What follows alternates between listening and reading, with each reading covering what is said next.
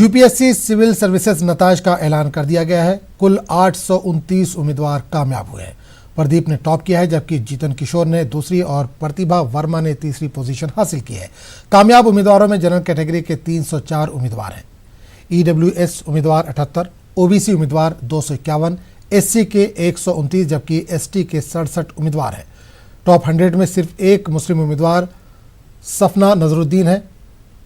मजमूई तौर पर 44 मुस्लिम उम्मीदवार कामयाब हुए हैं। ज़कात फाउंडेशन ऑफ इंडिया के तहत कोचिंग करने वाले 27 तलबा भी इसमें शामिल हैं।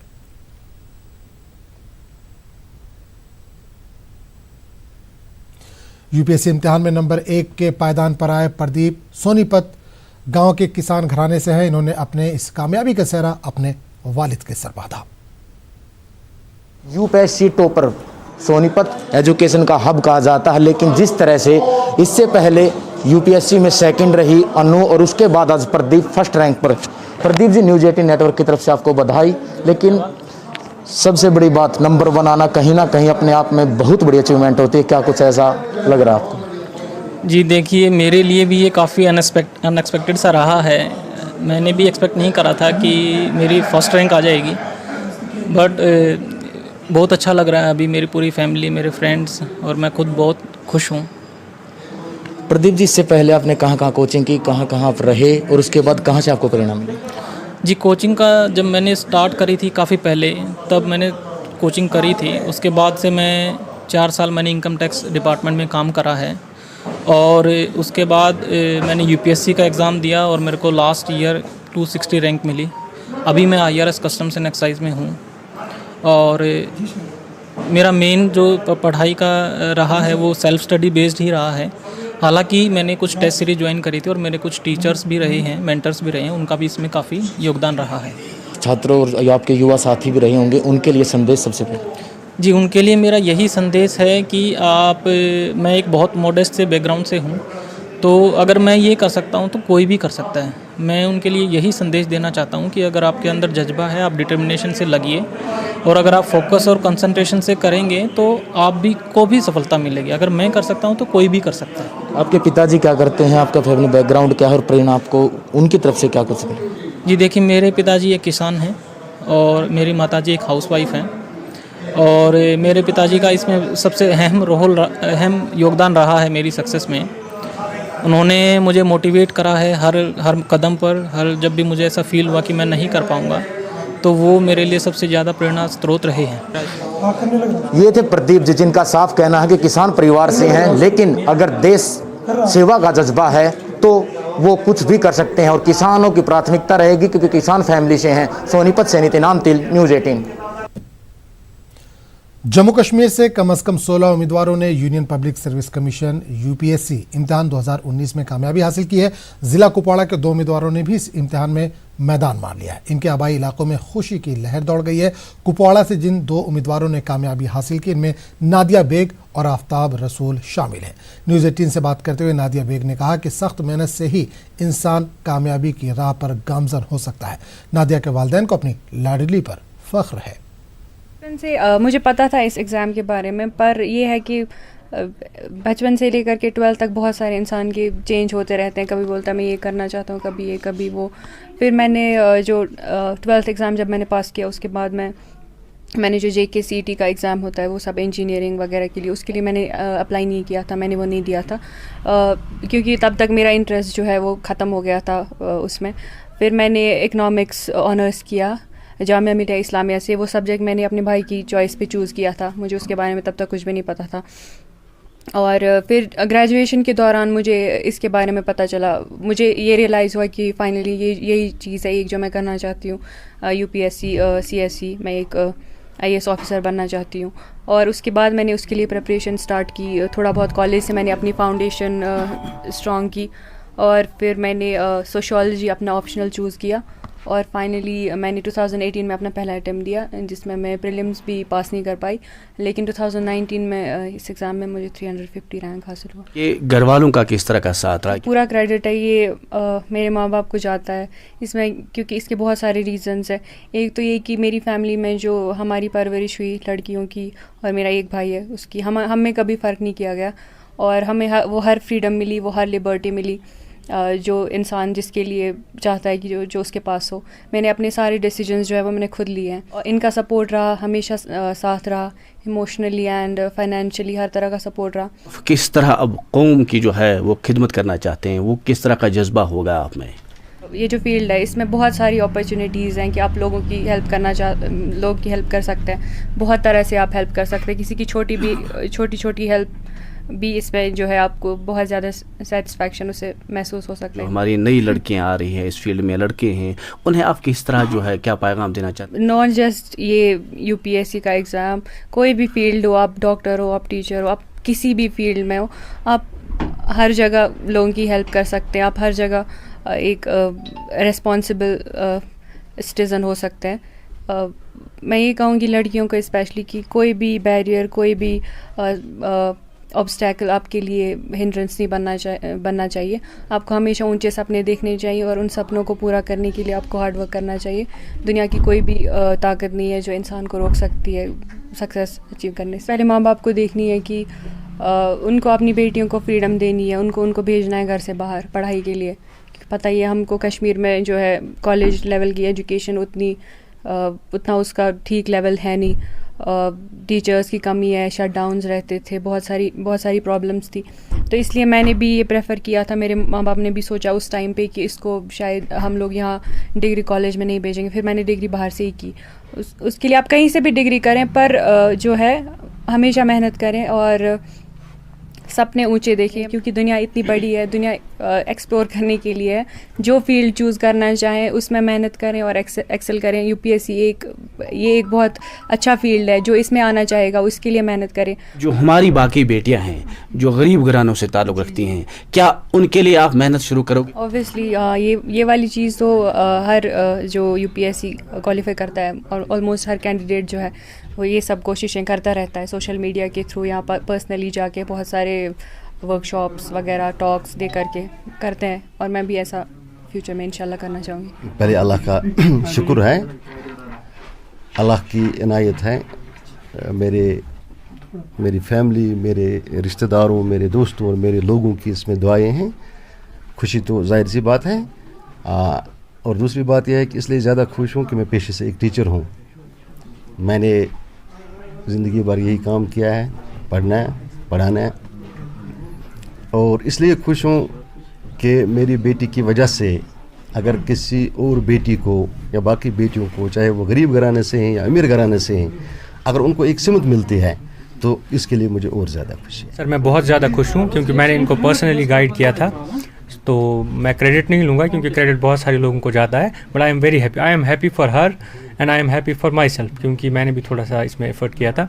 और आपको पता ही हम JNK में रहते हैं तो यहाँ पे हर दिन तो क्या रहता है, इनकाउंटर्स और बाकी शटडाउन्स वगैरह, वो सारा तो आपको पता ही होगा। तो इसलिए ऑब्वियसली अगर यहाँ पे ऐसी कोई भी मतलब सक्सेस स्टोरी आपको दिखेगी, चाहे IAS में हो या चाहे किसी दूसरे एरिया में भी अगर होगी, तो ऑब्वियसली बहुत ज़्यादा खुशी होती है। लंबे अरसे के बाद मुल्क में नई पॉलिसी का ऐलान किया गया। नई तालीमी पॉलिसी के जरिए मुल्क के तालीमी निज़ाम को मज़ीद मुस्तहकम करने की कोशिश का दावा किया जा रहा है। हालांकि नई पॉलिसी पर मदारिस और ख़ासकर मुस्लिम इदारों में बेचैनी देखी जा रही है और यही वजह है कि इन दिनों मुल्क में नई तालीमी पॉलिसी सुर्खियों में है।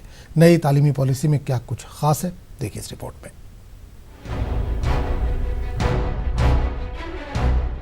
इन दिनों मुल्क में नई तालीमी पॉलिसी सुर्खियों में है। नई तालीमी पॉलिसी के जरिए मुल्क के तालीमी निज़ाम को मजीद मुस्तहकम करने की कोशिश की गई है। इसका एक अहम मकसद तलबा की बेहतरीन ज़हनी नशोनुमा और इनकी सलाहियतों में निखार पैदा करना है। दुनिया के तमाम ममालिक तालीमी पॉलिसी पर जोर देते हैं। तालीमी पॉलिसियों के नतायज और समाजी और माशी तरक्की पर इनके असरात पर तवज्जो देने के लिए आलमी सतह पर दुनिया भर की हुकूमतों को गौर करने के लिए कहा जाता है। तालीमी पॉलिसी मुरतब करने के लिए बरसों मेहनत की जाती है, जिसमें कई बातों को मद्देनजर रखा जाता है ताकि एक बेहतरीन तालीमी पॉलिसी तैयार हो जिसका फायदा तलबा के साथ साथ मुल्क को भी हो।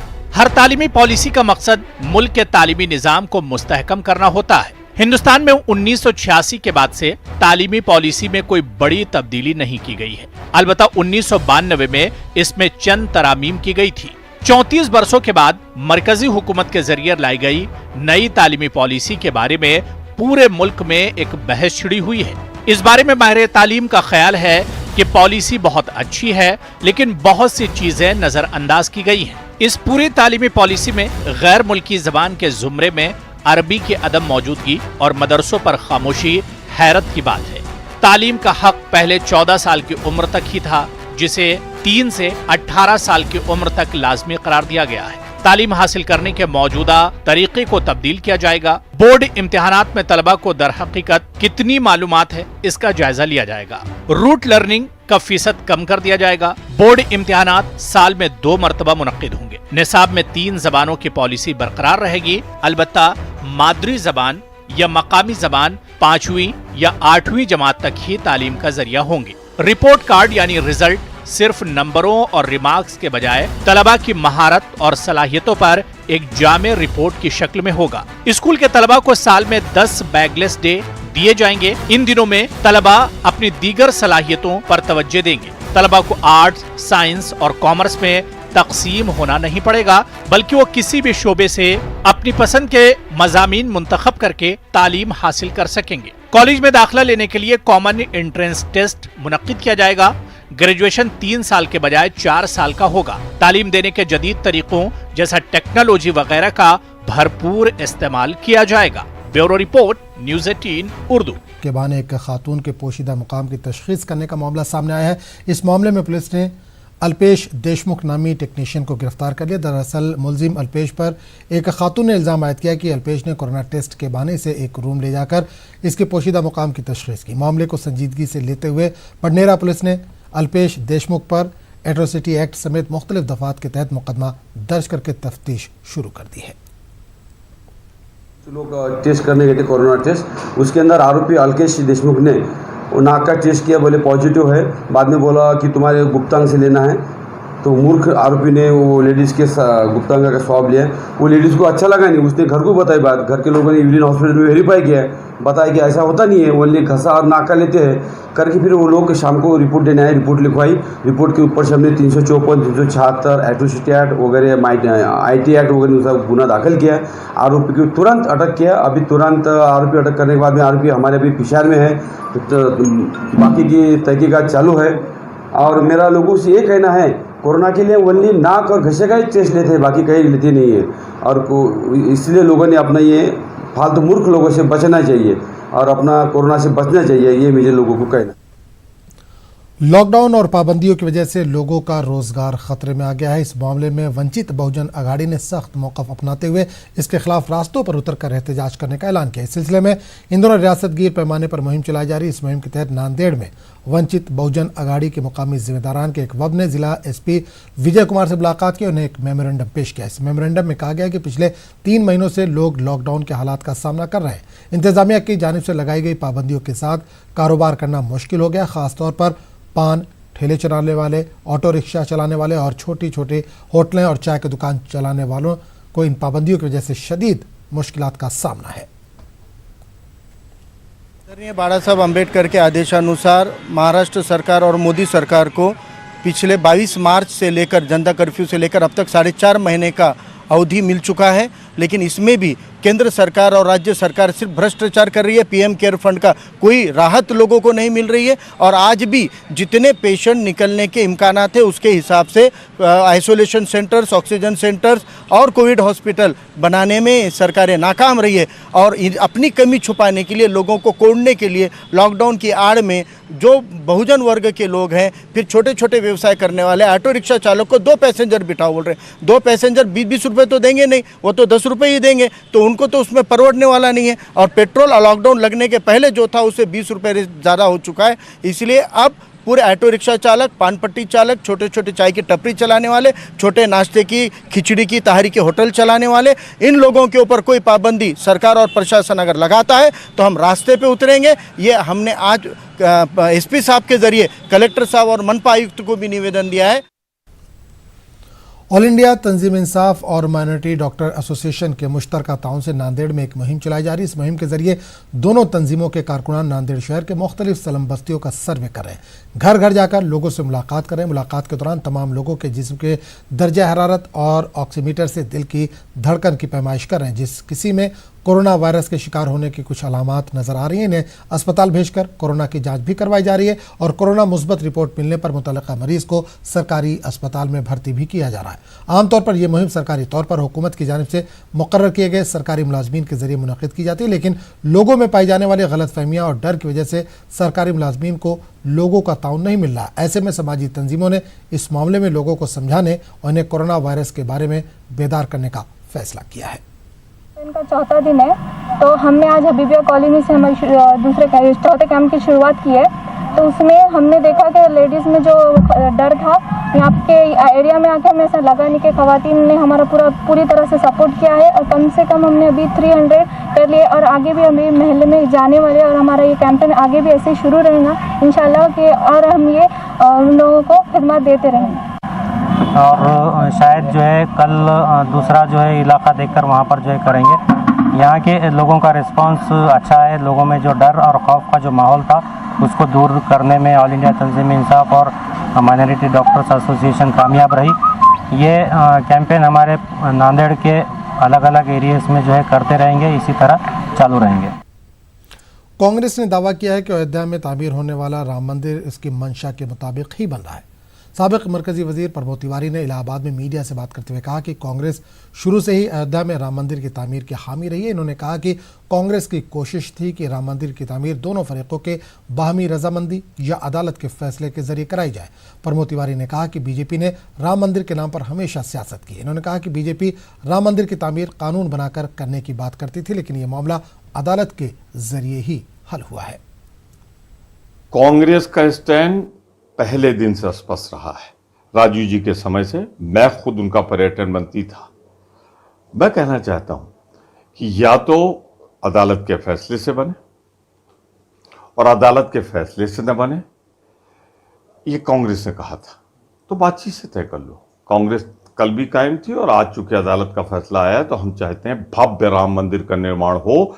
हमने कभी उसमें दो शब्द नहीं कहे।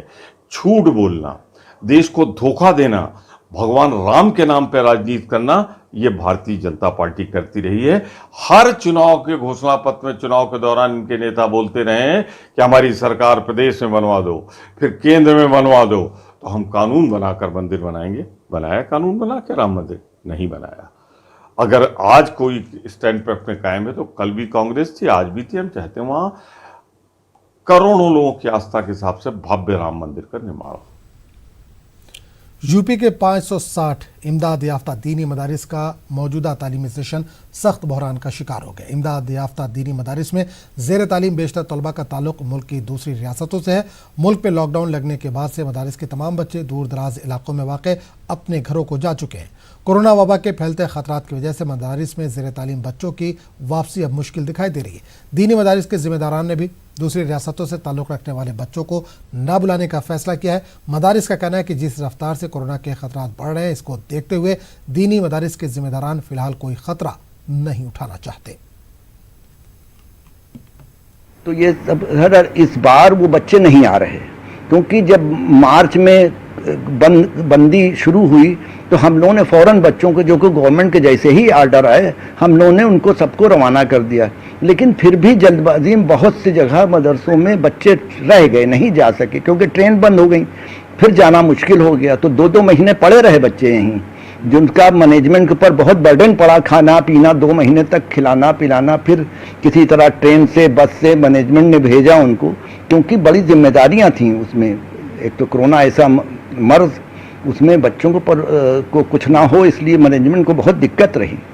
लेकिन भेजा तो अब वो उनके वालिदैन भी नहीं भेजेंगे। हम लोग हालांकि ऑनलाइन में वो कनेक्ट है, बच्चे हमसे पढ़ रहे हैं, लेकिन आने के बारे में ना वो सोच रहे हैं, ना उनके अभी गार्जियन सोच रहे हैं। और हम भी डर रहे हैं बुलाने में, क्योंकि अभी मर्ज कंट्रोल में नहीं है और बच्चों को उतनी वो एहतियात नहीं करा पाएंगे हम, इसलिए हम भी बुलाने में डर रहे हैं।